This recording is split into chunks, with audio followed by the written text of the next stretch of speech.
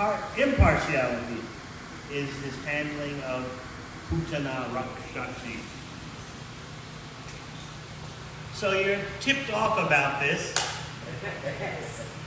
in the second canto of Bhagavatam, and even more so in the third canto, where Uddhava, in his remembrances of Krishna's pastimes, focuses on Putana in a very famous verse quoted also in Chaitanya Charitamrita. Aho bakiyam stanakala kutam jagam shaya payayat apyasadvi lebe katem dachuchitam tatonyam kambadyalum sharanam rajema.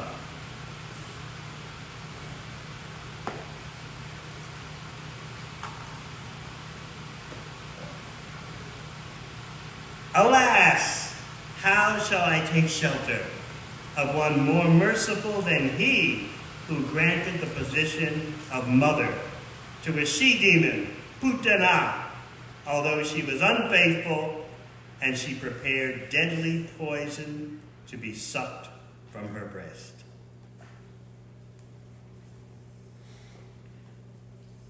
So what is special about this? Who can say?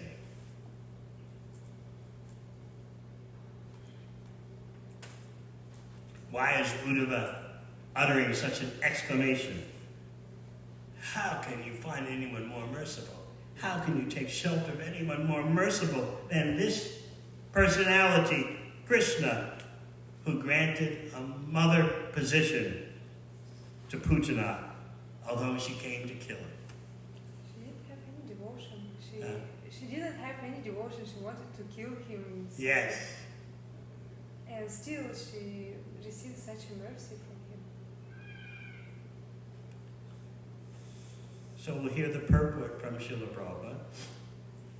Here's an example of the extreme mercy of the Lord, even to his enemy. It is said that a noble man accepts the good qualities of a person of doubtful character, just as one accepts nectar from a stock of poison. In his babyhood, he was administered deadly poison by Putana, a she-demon who tried to kill the wonderful baby. And because she was a demon, it was impossible for her to know that the Supreme Lord, even though playing the part of a baby, was no one less than the same Supreme Personality of Godhead. His value as the Supreme Lord did not diminish upon his becoming a baby to please his devotee Yashoda. The Lord may assume the form of a baby or a shape other than that of a human being, but it doesn't make the slightest difference. He is always the same Supreme. A living creature, however powerful he may become, by dint of severe penance, can never become equal to the Supreme Lord. Lord Krishna accepted the motherhood of Putana because she pretended to be an affectionate mother, allowing Krishna to suck her breast. The Lord accepts the least qualification of a living entity and awards him the highest reward. That is the standard of his character. Therefore, who but the Lord can be the ultimate shelter? So this mercy to Putana is being used as evidence of how Krishna blesses even his enemies. Decisive evidence.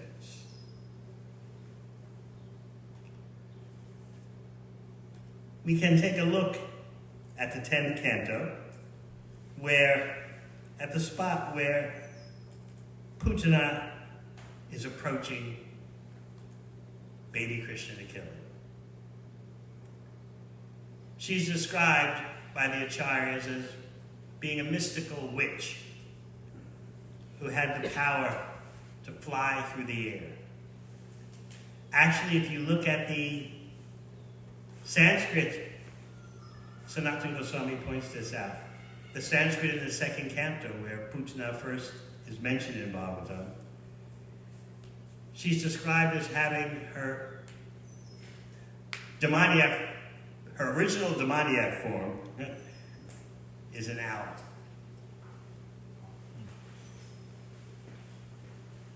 And she'll regain that form as an owl when Krishna kills her. So how did she enter Vrindavan? What was her mission? Who knows? To kill all the babies that were born in a certain period. Yes, Kamsa was so hideous that he not only wanted to kill the sadhus, the rishis, but he also wanted to kill the children. He was being very thorough, very proactive. So he employed Putana, and she's from a very deadly family, a family that includes her brothers, Bakasura, the duck demon, and Agasura, the snake demon. Because all these are mystical yogis, demoniac yogis, who can shape-shift. They can change their form. And so Putana, although actually ugly and hideous, changed her form into the most beautiful woman. So the question remains, how could she enter Gokul? Especially with such hideous intentions of killing babies, and she's now going to enter the house of Nanda Maharaj and Yashoda Mai to kill baby Krishna. How did she do that? Why didn't Yashoda Mai and Rohini stop her? The whole scene was arranged by Yogamaya. Yogamaya covered Yashoda Mai and Rohini so they wouldn't stop her for the sake of Krishna's pastimes. So Yashoda Mai and Rohini were not suffering from Mahamaya, material illusion. This whole incident is arranged by the Lila Shakti, the pastime energy of the Lord. Where was Nanda Maharaj? Who knows? He was in Mathura paying taxes. He was in Mathura on his way back. And what had Vasudeva said to Nanda Maharaj? Well, let's hear from, we know you know it. You're the head pujari, so you just think of Krishna. Anyone else? What had Vasudeva said to Nanda Maharaj? That there'll be some troubles in Vrindavan. There'll be some troubles. You should get back there quickly. Some surprises may happen, some inauspicious surprises. So Nanda Maharaj is away. He's on his way back, but he's not there. And later he's going to express surprise. How did this happen? How did they let this demon into my house while I was gone? But the whole affair was arranged by Yogamaya for Krishna's pleasure, so that Krishna could terminate this demon, and devotees would always be able to glorify this pastime.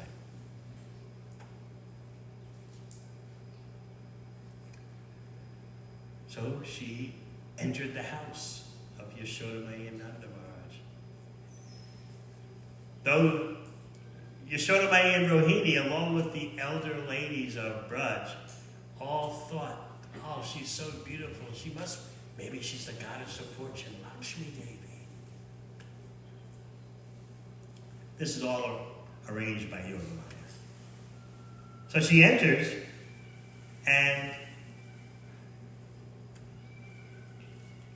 Krishna closes his eyes upon her approaching him. There are several reasons why Krishna closes his eyes. We'll read you some of them.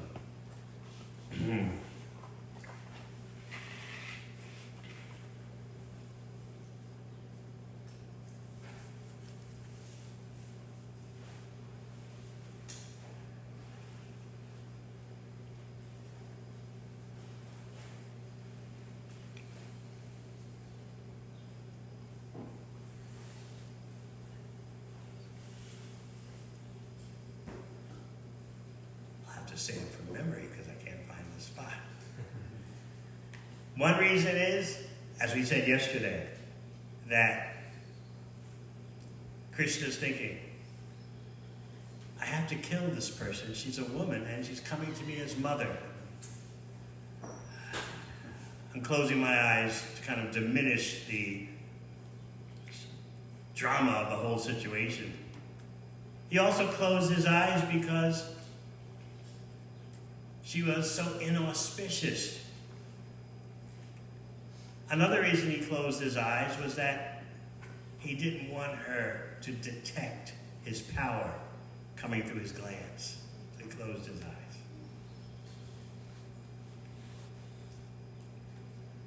He was transcendently perplexed. She's coming to me as mother, offering me her breast milk.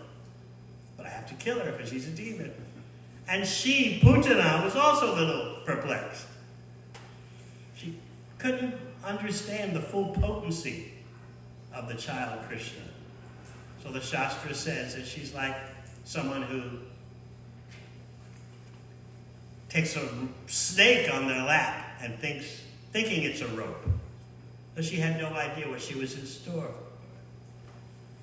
She's a little perplexed because she could detect there's something special about the situation. Anyway, let me kill him. And we already talked about Krishna closing his eyes for many reasons. So she takes Krishna on her lap. Now, bear in mind, Krishna is as a child, yet he's unlimited. So she's taking the unlimited Krishna on her lap, and she offered her breast milk smeared with such deadly poison that whatever baby would suck it would die immediately. So she gives her breast to Krishna, and what does he do? He does a threefold action. With his mouth, he's sucking out her life force. With his hands, he's squeezing her breast so tightly that she's in agony. And then with his little feet, he's kicking her chest. So all this is going on at once. Krishna's having a good time.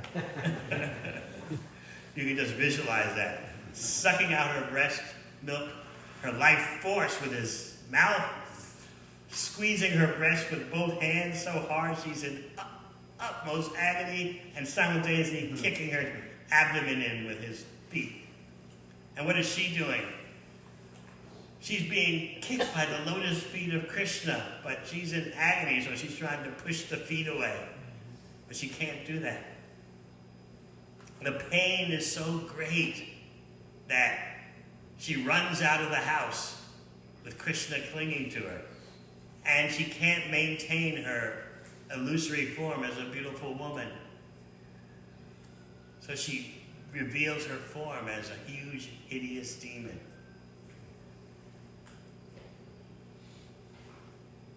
Gigantic form. So you might say, and this point is raised in the second canto, when mention of her first appears. Why didn't Krishna match her expansion? Krishna's unlimited. Why didn't he expand his form? Who knows? Devamrita, do you know? No one knows. Yeah. Because it was playing the part of a baby. So to maybe to expand his form, maybe change the whole Close, but you're missing an important point. He's playing the part of a baby for, especially for whom?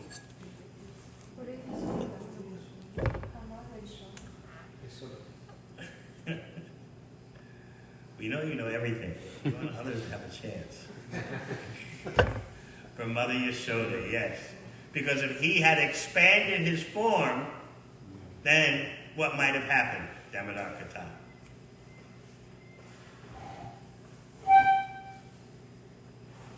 Anyone? Except you? The relationship could change. Yes. How would the relationship change? She would recognize that this is the supreme person, or at least a demigod. Yeah, she would have offered him rather than under affection. Yes, her spontaneous love for Krishna as her child could have been altered by understanding this is the supreme personality of Godhead. And so awe and reverence would have crept in, and Krishna didn't want that.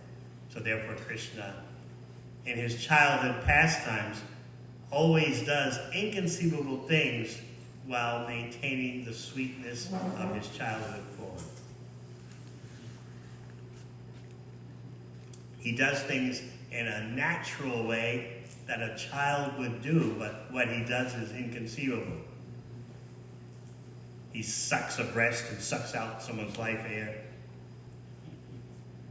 He rides on Trinavarta, and he keeps his childhood form intact and just manifests becoming heavier than the heaviest.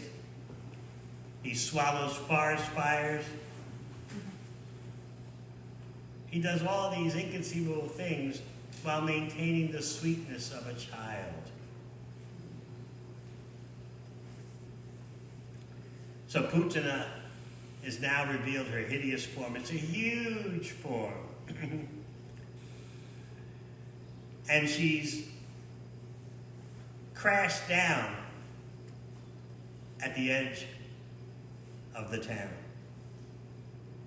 She was killing creatures while she was alive, killing babies, and she's killing while she's dying because she knocks down so many trees as she hits the ground. But these trees happen to belong to Kamsa. These trees were part of Kamsa's private orchard for his use only. So those were the trees that Putana leveled. So she's on the ground in a huge, hideous form. And Krishna, little Krishna, is playing on her chest. Where is Yashoda and Rohini? They have fainted. And so, first of all, it's the other gopis who race out to find Krishna playing nonchalantly, fearlessly on the breast of Putana. Yashoda, Mai, and Rohini are unconscious. They had, when the whole scene exploded, and Krishna sucked Putana's life force out, and Putana revealed herself as a hideous witch. Yashoda, Mai, and Rohini had just fainted. So now the other gopis race out to the dead form of Putana and find Krishna playing so casually, so innocently, so fearlessly.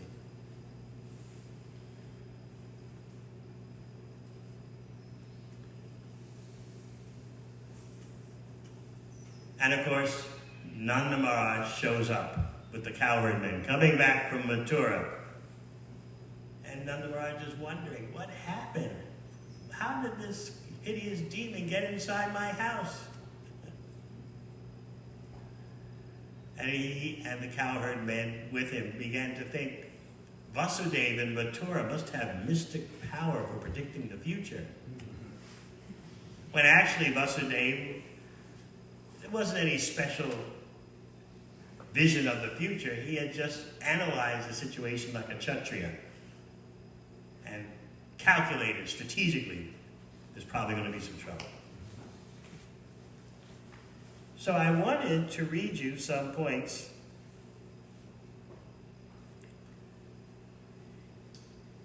about our original verse that we discussed. Aho bhakiyam stana kalakutam.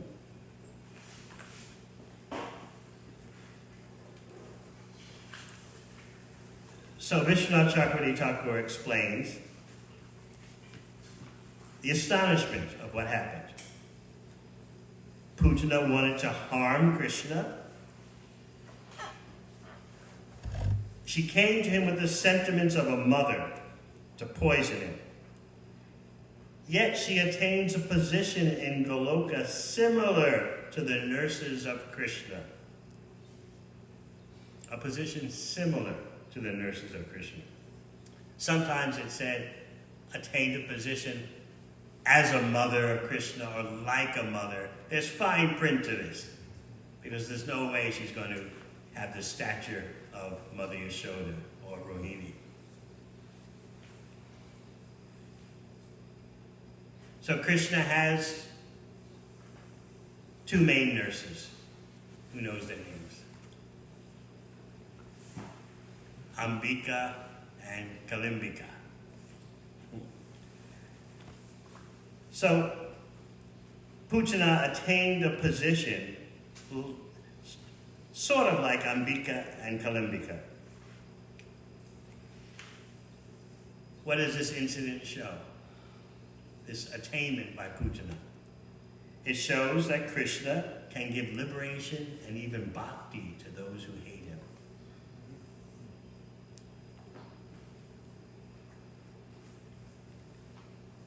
It's not recommended that you follow this path.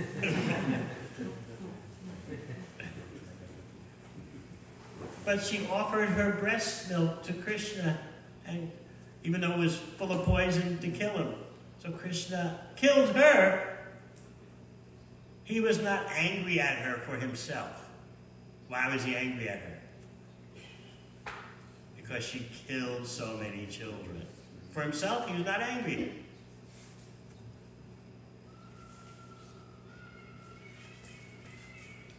Again, however you come in contact with Krishna, you'll simply benefit.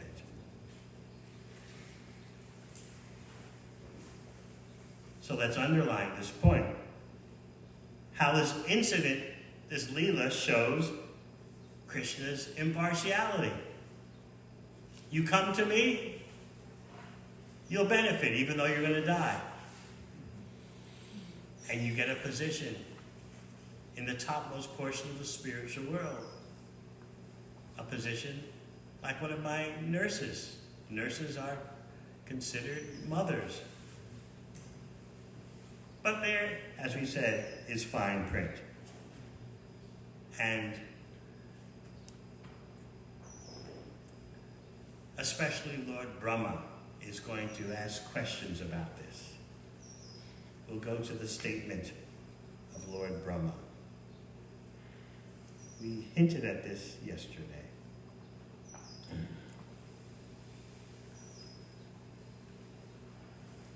Brahma is going to first ask that if it's not possible for him to be born as a resident of Vrindavan, this is after the Brahma of the Mohana Leela, the bewilderment of Lord Brahma, said, if I can't be born as a resident of Vrindavan, let me be born outside of Vrindavan, even as a stone or a blade of grass. So when the Brajbasis walk outside of Vrindavan, dust from their feet will fall on me. So he's asking for that.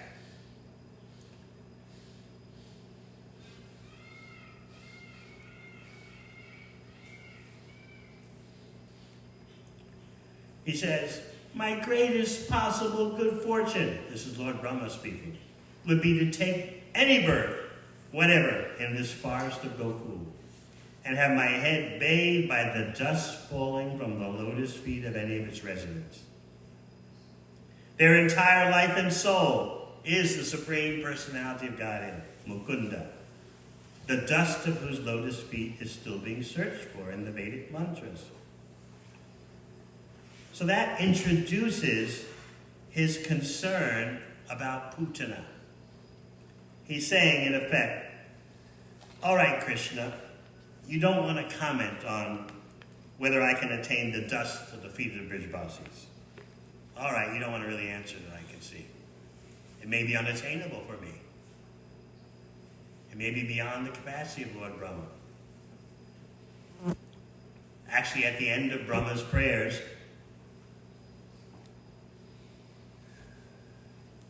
Krishna is simply going to wonder, who is this person glorifying me as the Supreme Personality of Godhead?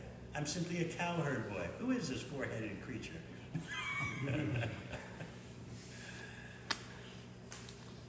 So now, again, Brahma is saying, you may not want to answer whether I can get the dust of the feet of the Brijbasis, but what about this? What are you going to say about this? My mind becomes bewildered, just trying to think of what reward other than you could be found anywhere. You are the embodiment of all benedictions, which you bestow upon these residents of the cowherd community of Vrindavan. Okay, so far so good, right? And then he brings up the perplexing point. You have already arranged to give yourself to Putana and her family members in exchange for her disguising herself as a devotee. So what's left for you to give to the real devotees, in other words? You already gave yourself to her. She came to kill you, pretending to be motherly. And you gave yourself to her. Look at these real devotees. These devotees of Vrindavan who dedicated everything, their homes, their wealth, their friends, their relatives, their very bodies, their children, their hearts, their life, all dedicated only to you. If you could give yourself to Putana, what do you have that's special to give to these residents of Vrindavan? Answer that question, please. Since you're not going to comment whether I can get the dust of the feet of the Brijbasis, but this one really perplexes me. Please answer.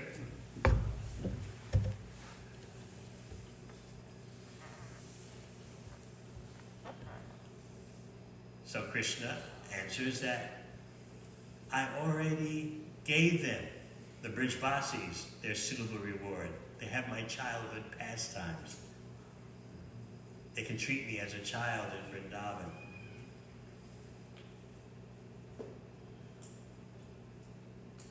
But what will Brahma say? But you gave that to Putana also. So again, what do you have that's special for your special devotees? In other words, we're dealing with Krishna's impartiality. Putana comes to kill him, but she comes like a mother. So, all right, I kill you, but you get the position like a mother of me. This is how impartial Krishna is. But Brahma is pushing the issue. All right, we know you're impartial, but still, shouldn't there be something special for the residents of Vrindavan who sacrificed everything for you? Krishna says, I've already thought about that. They have my childhood pastimes. But as we said, Brahma counters. But Putana also has your childhood pastimes now. She's there in a position like Ambika and Kalimbika.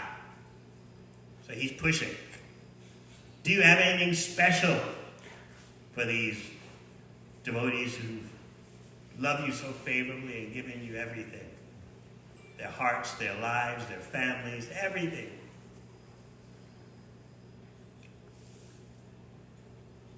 So then, what is the answer?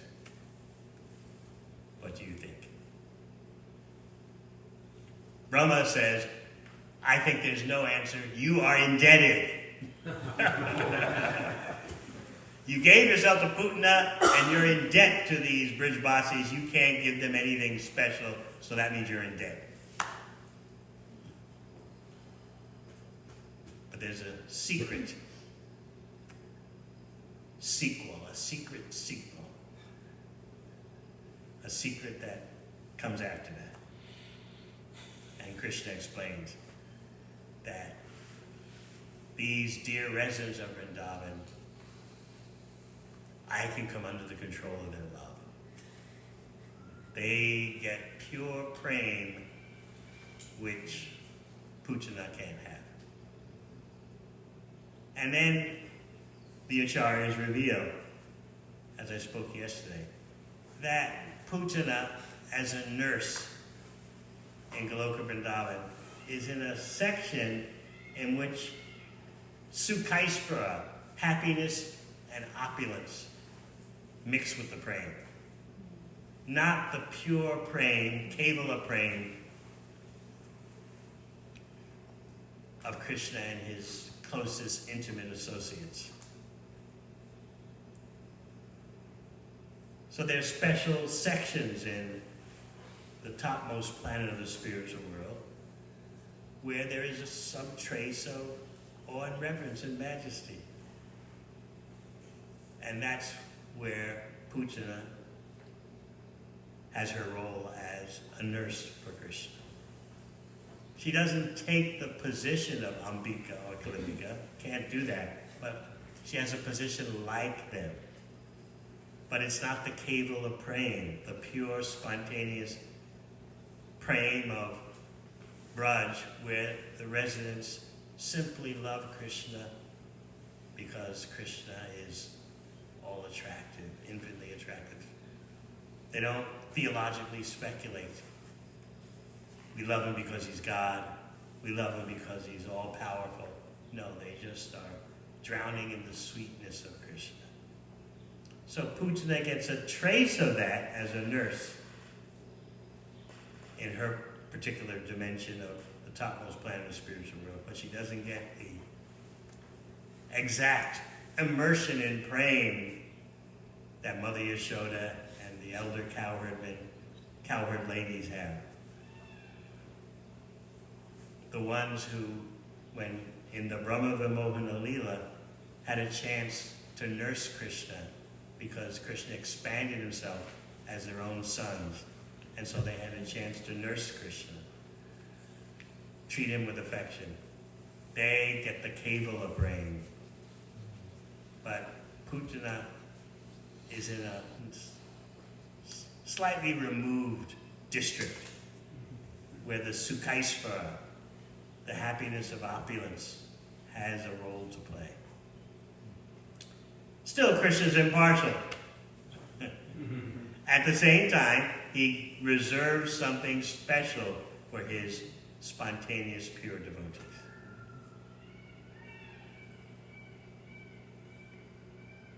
He's impartial in that whoever comes in contact with him gets some kind of liberation. But then you have to read the fine print. And you can't blame Krishna for having fine print in his affairs. I love everyone, but so the loving everyone, that's the impartiality. As Krishna says in Bhagavad Gita, Samaham Sarvabhuteshu, Name Dvesha. But one who is attached to me, they get a special deal. So these things are simultaneous. Equality for all, but then if you're a bhakta, well, there's some special deals for you.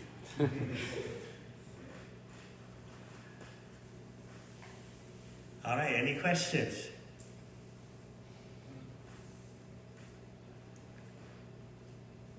I have one. Yes? So when Krishna kills a demon and they attain liberation, it seems that they're forced to go back to the spiritual world and reestablish their relationship with him, even though they didn't want that. How do I not see that as Krishna interfering with that soul's independence? They use their independence to think so much about Krishna, how to kill him. They were unfavorably Krishna conscious. But they were conscious of Krishna, especially someone like Kamsa. While eating, sleeping, walking, what was Kamsa thinking of? Non-stop. The 8th child of Devaki is coming to kill me. I have to kill that child, even though the child can't be killed. Just over and over again.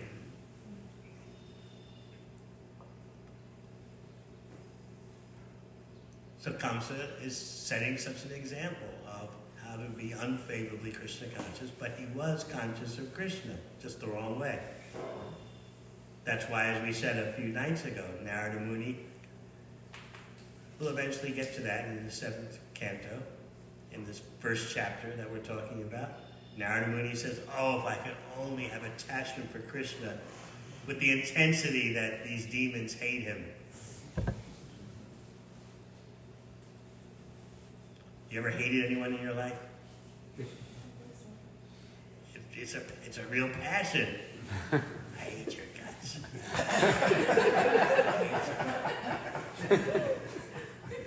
No one's done anything to you so in such an atrocious way that you just hate them. But those of you who had that happen to you know it's so absorbing.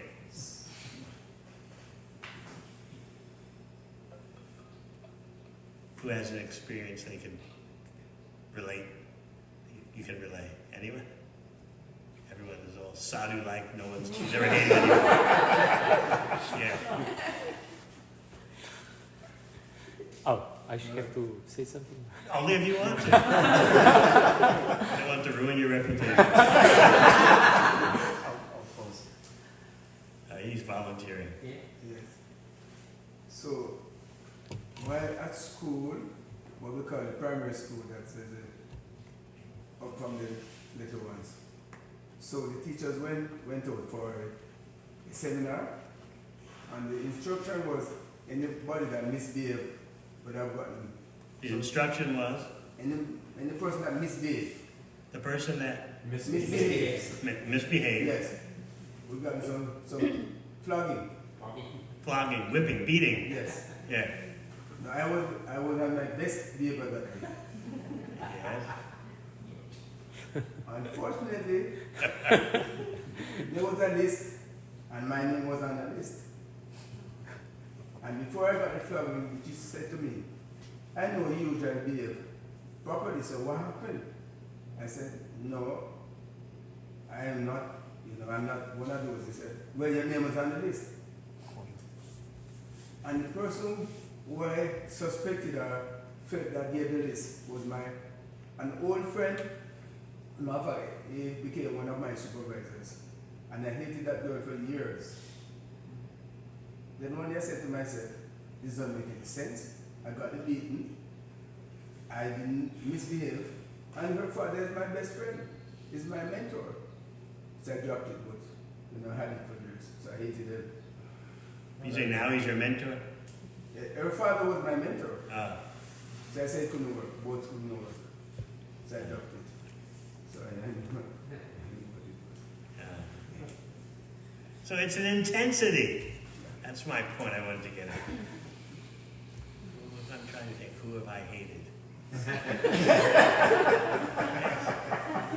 During the Soviet days, I hated the leaders of the Soviet bloc. Like all the various dictators of East Germany and Romania and Bulgaria. What was the guy's name in Bulgaria? Zhivko. Yeah, I hated all those guys. Because they were blocking the spreading of Lord Chaitanya's mission.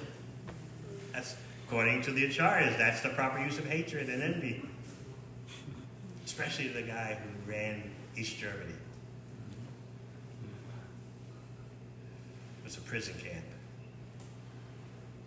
Hanukkah.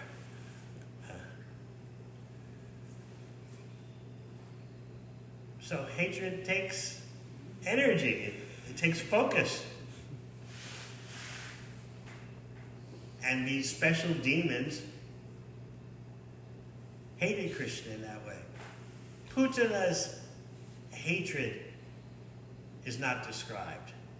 She was just on a mission. She didn't know Krishna is the Supreme Personality Guide. She just thought, here's a child, time to kill him. I've already killed so many other babies. This is another baby to kill. But she made such an intimate presentation to Krishna, offering her breast milk to be sucked. So even though she didn't know he's the Supreme Personality Godhead, what she did was so superficially loving. So Krishna accepted that. You've come to me. Maybe it's something only mothers can understand. You can understand this? Krishna said, all right, you're coming to me as a loving mother. This is very personal, even though you don't know I'm the Supreme Personality of Godhead. I will kill you because of all the hideous things you've done, But at the same time, I'll recognize the good, that you were acting somehow or other in a motherly way. So take a position as like my mother. Take that position in the spiritual world. But even the most intelligent person in the universe, Lord Brahma, is wondering, okay, you gave yourself to Putana. What about your real devotees? And Uddhava, such a close devotee of Krishna in Dwarka Leela, and Uddhava gets the chance to go to Braj and study the Brajvasis. Even Uddhava's exclaiming, "Aho Bhakiyam Stanakalakuta." Unbelievable what Krishna did for Putana. She's also known as Bhakti, the sister of Bakasura. Very deadly family. Bhakti, Bakasura, and what's the other? Agasura.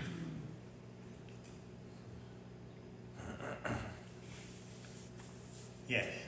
How is the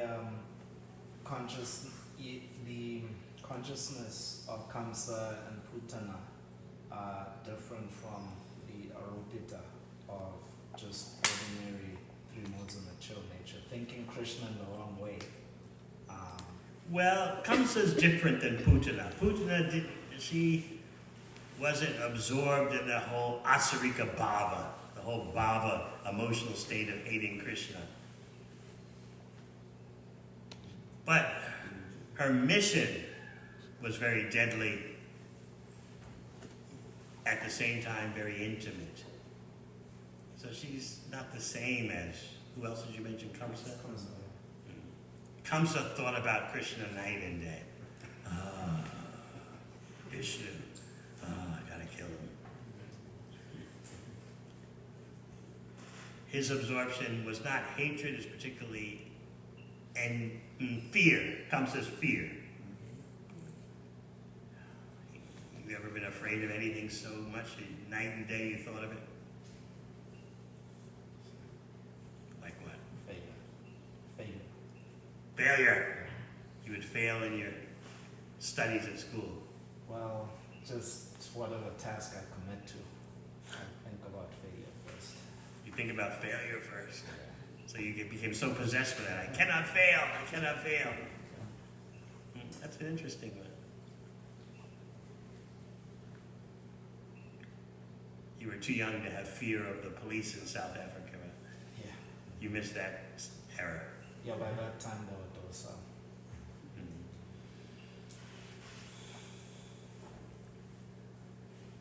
So Narada Muni will point out, there's fear, there's lust, there's hatred or envy. So Kamsa specializes in fear. Shishupal specializes in hatred.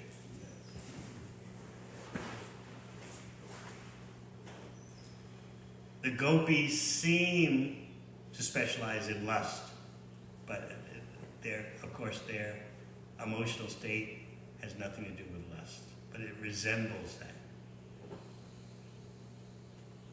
So Narada Muni's point is that somehow or other become attached to Krishna, especially favorably. But you can't overlook that even though these demons were attached to Krishna unfavorably, there was attachment. The fact is, it's easier to love Krishna favorably, much easier than to develop the asarika bhava. It's hard work, and only you have to be a very special demon to be killed by Krishna. Not like these small-time demons of today. They're busy killing themselves, destroying their own environment, building nuclear weapons. Yes. So I'm thinking a lot about Indian bodies people because they know Krishna pastimes and. Well, that can be a problem often. Right, Devamrita Sindhu? Explain to her. You can explain to her. You mean that it's a misperception? Whatever you like to say, say it. It is.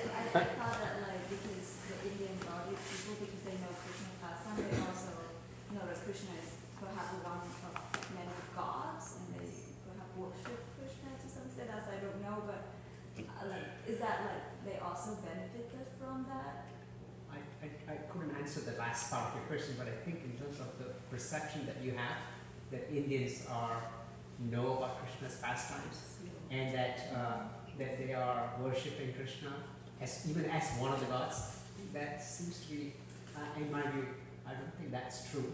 In fact, because maybe the Indians that you are associated with might be of that type, but I would think the majority, most everyone there is not like that. They are quite indifferent, maybe a little bit aware of the name Krishna, but that's about all. Can I just say our experience with book distribution that we do? We do a lot of book distribution in many of the major cities, and we kind of target certain audience. So a lot of times, it's very easy for us to sell a book or get some form of donation from a non-Indian. But it's very, very, very hard to get any kind of donation from an Indian or to try to sell any kind of Krishna books, because they always say, oh, I know, my grandfather has that. Or my grandmother needs that book, I don't need that book. It's so hard to explain that everybody needs to read about the Gita. It's very, very hard. So They think they know. they think they know. They think they know. Yeah. They have no accurate idea. Yeah. And still they benefit because they don't know Krishna. It is good fortune to take birth in the land of Dharma. But if you squander your fortune or you neglect it, then what is the use? That's why Prabhupada would always thunder at them.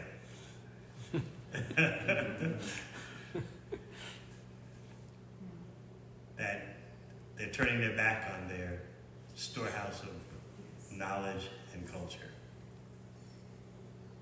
So it's not that just because, like, someone's from India, they automatically know about Krishna in truth. They don't. Generally, there's confusion. So that's why when Prabhupada came to the West, he commented that the advantage of preaching in the West is that everyone's a blank slate. They have no preconceptions about Krishna. You can just give them the truth about Krishna. Whereas in India, you've got to battle with misconceptions. Okay? Just like you're coming from Vietnam. You never knew anything about Krishna before in this lifetime. So you could just, like a blank slate, accept the truth. Understanding Krishna scientifically.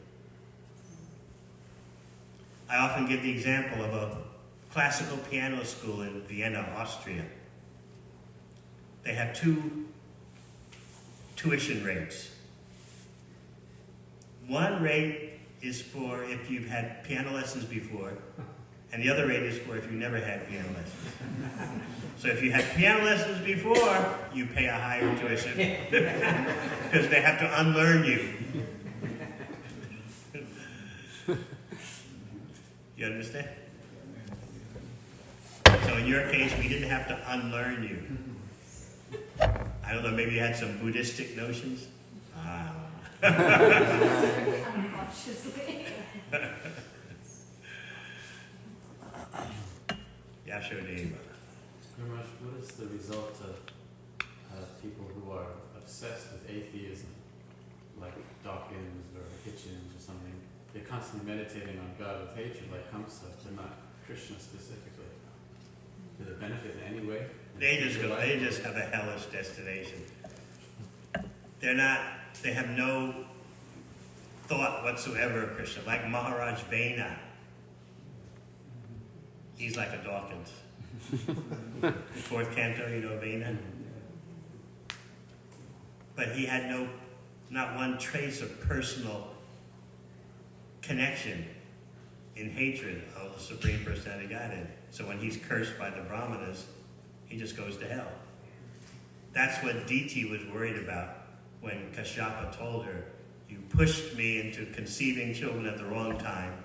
The result will be that you'll have 2 demoniac children who will terrorize the universe. So Diti was worried, just like Vena was cursed by the Brahmanas, my 2 sons, now conceived inauspiciously, they could be cursed by Brahmanas. But then Kashyapa told her, no, they'll be personally killed by the Supreme Personality of Godhead. So she was happy about that because she knew. After all, her father is Daksha, her husband's Kashyapa Muni, so she knew if you're killed by Krishna, you only come out better.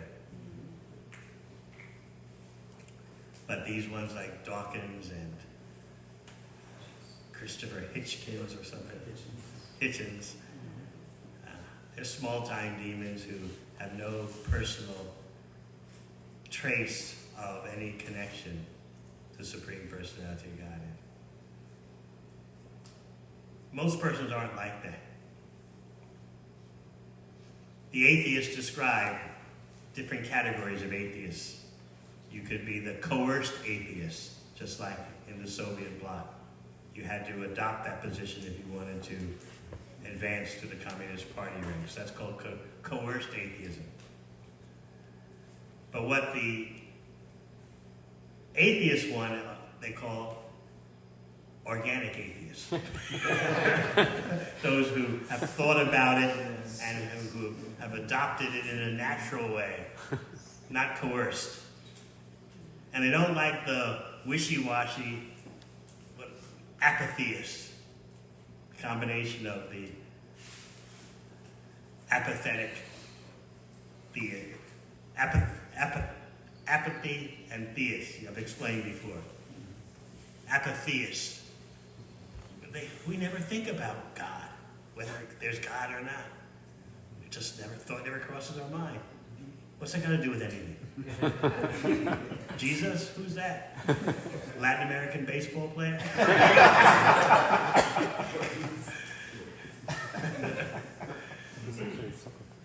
America, they won't say that, but in places like Australia, New Zealand, UK, Christianity is quite faded. They'll say like that. They just don't think about it. It's just not relevant. But the atheists don't like that. The atheists want you to think about it and become an organic atheist, where you've thought about it and accepted the Siddhanta. They don't like it that people say, I don't believe in God, but meanwhile they're into astrology or palmistry or some new age this or that. The atheists want you to come on out and just reject anything non-physical.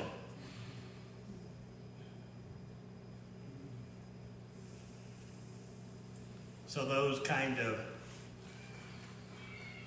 full-on atheists, they're not so common. Most people are just dull.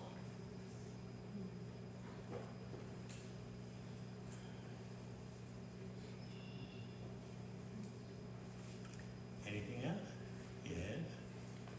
So I've been thinking that Putana, without any previous pre-qualification or credit, basically within the matter of minutes or maybe seconds even, attain such an exalted position.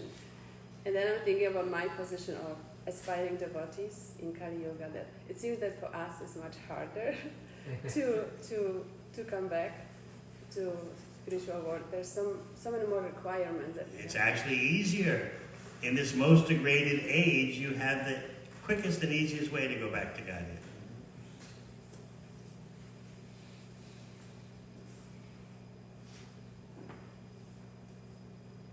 Just by chanting Hare Krishna. You can get the same benefits that Prahlad Maharaj had with his intense meditation. But even though it's simple, there's still, okay, we need to be, it's not, we need to meet certain requirements. The quality of chanting needs to be there. So The quality of the relationship, especially as an older devotee, you always have to think about that. Your aspiration is always to chant Hare Krishna with love. That's the Holy Grail. That's the quest that just dominates your life. When can I hear the holy name so I get a result in my chanting somewhere near what Bhaktivinoda Thakur talks about? Your house in State College, while you're performing arti in your house, the house turns into Goloka Vrindavan. So as we said the other day, Bhaktivinoda Thakur is showing you the peak potential of chanting Hare Krishna. And hearing about that peak potential purifies you and instigates in you aspiration to attain such a goal.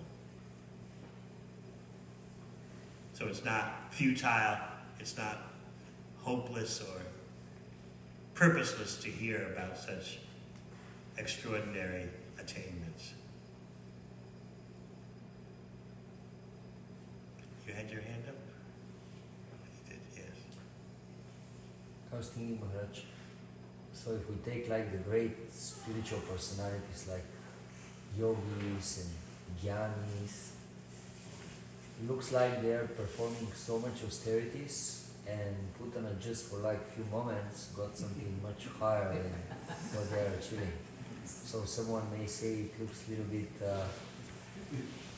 unfair, like what is the logic behind it? Yes, that's why at the house of the Majjhimadars, Govardhan and Hiranya Majjhimadar, when they invited Haridas Thakur over for a discussion about the glories of the holy name, and someone raised the point that the holy name brings about liberation, and Haridas Thakur said, no, that's just a superficial attainment granted by chanting Hare Krishna.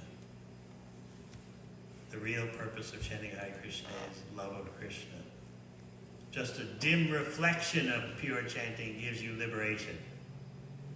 And of course, Gopal Chakravarti was a Mayavadi. He couldn't tolerate this. Oh, this is ridiculous. Sadhus, the greatest sages and rishis, have for lifetimes tried for liberation, and you say that you can get that just by a dim reflection of pure chanting of Hare Krishna? You know that, Leela, yes? So that kind of attitude is always there. It's an attitude born of impersonalism. Just like Prakashananda Saraswati in Varanasi, when a Brahmana who was overwhelmed by watching Lord Chaitanya chant and dance went to inform Prakashananda Saraswati, who was the leader of thousands of impersonalist Mayavad sannyasis. He informed him, have you seen this wonderful sannyasi? His symptoms are all of the Supreme Personality of Godhead. I've never seen anything like it. He's drowning in ecstasy when he chants. And what was Prakashananda Saraswati's response? I know about that sentimentalist from Bengal. He's chanting and dancing in the company of other fanatics. Don't have anything to do with him, or you'll be lost in this life and the next. His sentimentality cannot be very much in demand here in Varanasi. We know better in Varanasi. You ever been there to Varanasi? Still like that. It's also known as Kashi or Benares. It's like a citadel of Mayavad.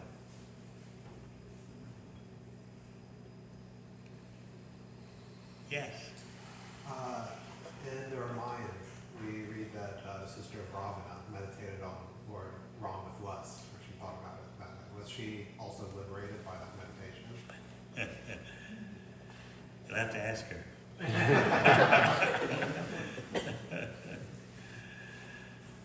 She didn't really meditate on him so much. She was angry at him because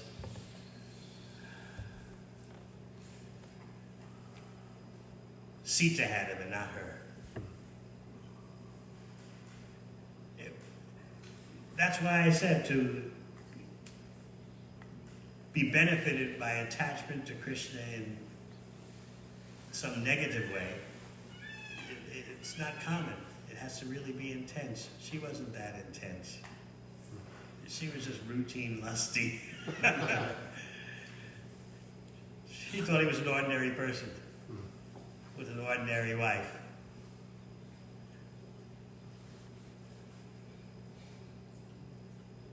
Even Ravana didn't think that he's being killed by the Supreme Personality of Godhead.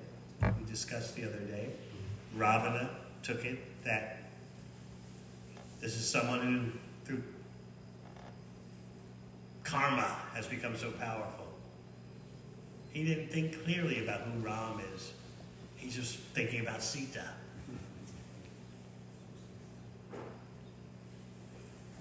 So to think about Krishna negatively with such intensity that you'll benefit, that's not easy. It's easier to chant Hare Krishna.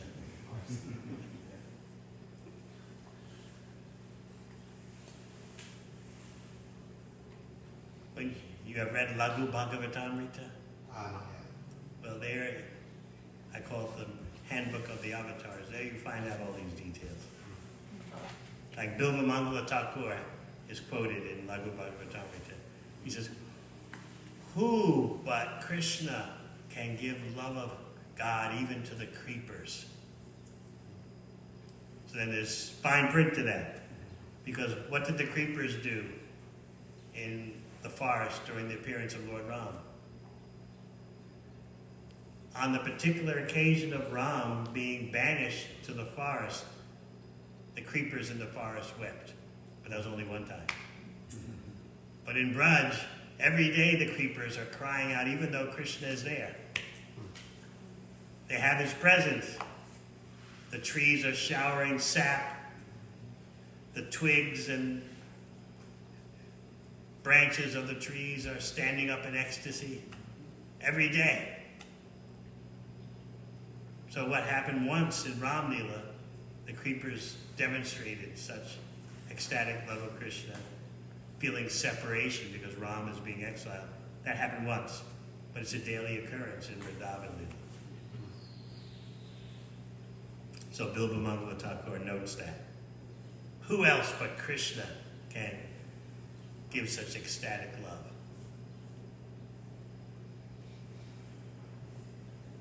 And that verse by Bilvamangala Thakur leads to a whole presentation about what's called the Pada Avasta, the three most intense forms of Godhead in terms of reciprocation. First Lord Nrsimhadev, then Lord Ramchandra, and Krishna.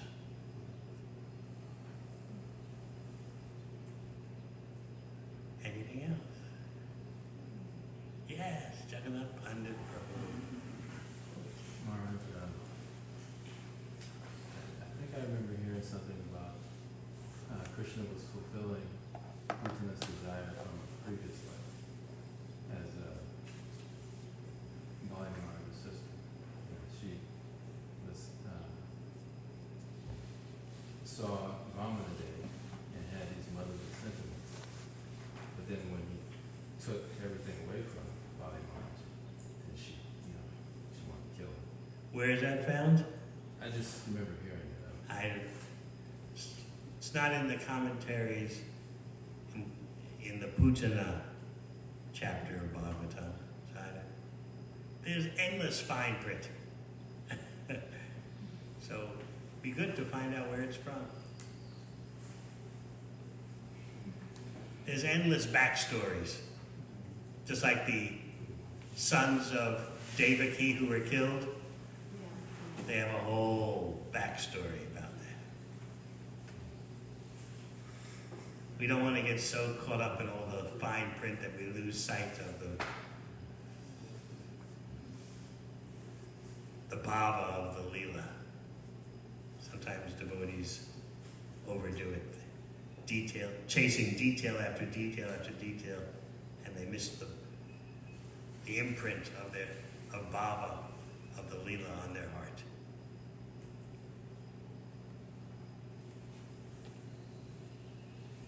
Just like Uddhava, he's relishing. Oh, Bhakti-yam Stalakala. Who can you find more merciful than Krishna? Look what he did with Putana. So Uddhava is so intelligent, yet he's overwhelmed by the bhava of the situation, the emotional intensity. Can't find anyone more merciful than this. He gave himself to Putana. He gave her the position of like his mother in Vrindavan. Can you believe that? That's why I like that chapter in the 3rd canto. Chapter 2, Remembrances of Lord Krishna in Vrindavan. Uddhava's remembrances. Remember what happened when, who was it, Vidura? Was it Maitreya first asked questions to Uddhava? It was Maitreya. And Uddhava couldn't answer for a while. Just by hearing the questions, he took off for the spiritual world. And then came back to answer the questions. So as we become older devotees, those are the things that strike us the most. The impact of the bhava. That's what Bhaktivinoda Thakur emphasizes. Although Bhaktivinoda Thakur can write about technicalities in bhakti very profusely, but then he'll say, when will that day be mine? When I chant Hare Krishna, my heart throbs in ecstasy.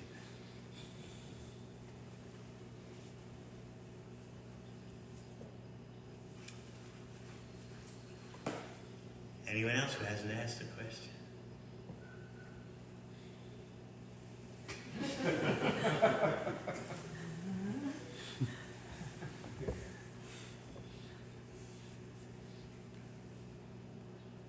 This will be the last question. You sure you want to ask it?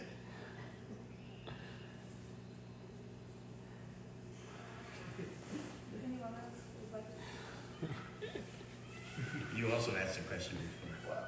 It's a follow-up to the question. Like, I don't feel like I want to answer. I don't want to interrupt you while you're answering. All right.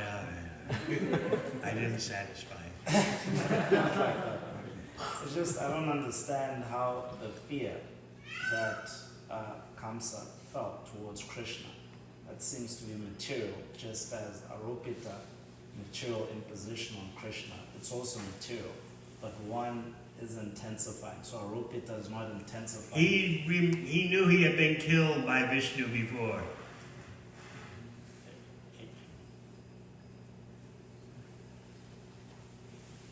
So what is it?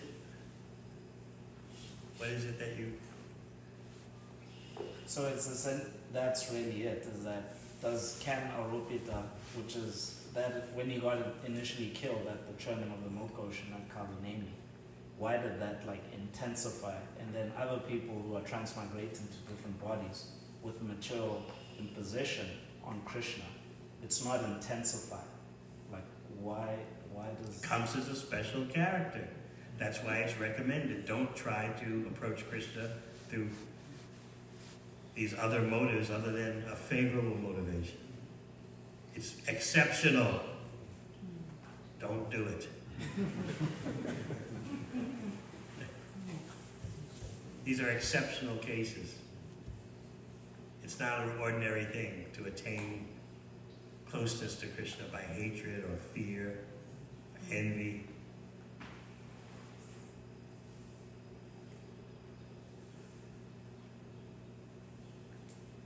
Kubja is an example of lust, material lust. But Krishna straightened her out, literally.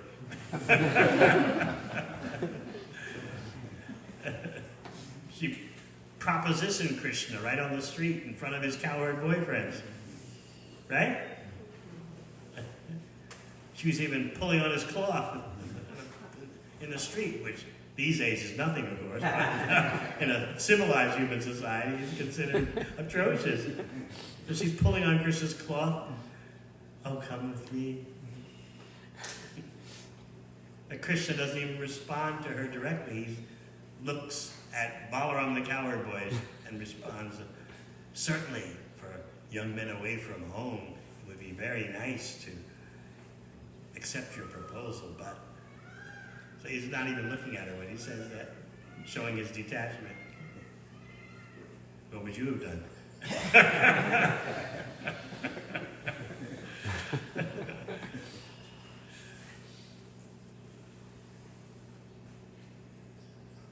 this is the nectar of Krishna's pastimes. So I don't think we'll have a gathering tomorrow. We'll have our last one on Friday night for this visit, and Krishna willing, we will return in sometime in August.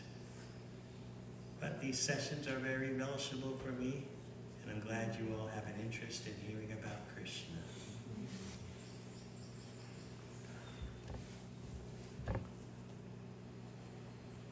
All right, thank you very much.